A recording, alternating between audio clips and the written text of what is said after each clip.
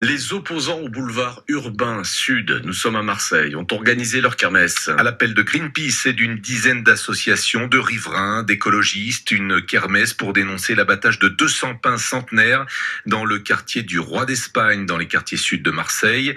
Des pins abattus pour ouvrir la voie à la future 4 voies qui doit relier l'autoroute Est au littoral.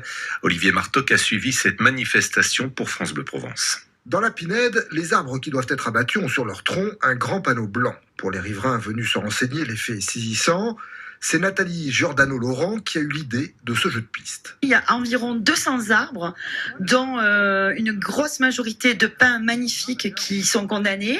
L'emprise est énorme. Béatrice Bertrand, qui habite un immeuble situé à quelques centaines de mètres, est stupéfaite par ce qu'elle découvre. Dans aucune grande ville du monde, à l'heure actuelle, on ne réfléchit ainsi. Aucun urbaniste digne de ce nom réfléchit à créer d'autres voies pour amener encore plus de voitures et de pollution. Non, il réfléchit à comment faire pour passer à une mobilité en transport actif, au transport en commun. Marseille ne vit pas à son époque. Quant aux écologistes, ils sont vent debout contre l'achèvement de la rocade, qui pour eux ne se justifie plus. Christine Juste est leur porte-parole.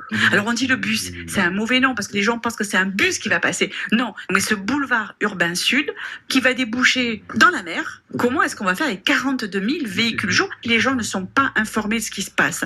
Le reportage d'Olivier Martoc.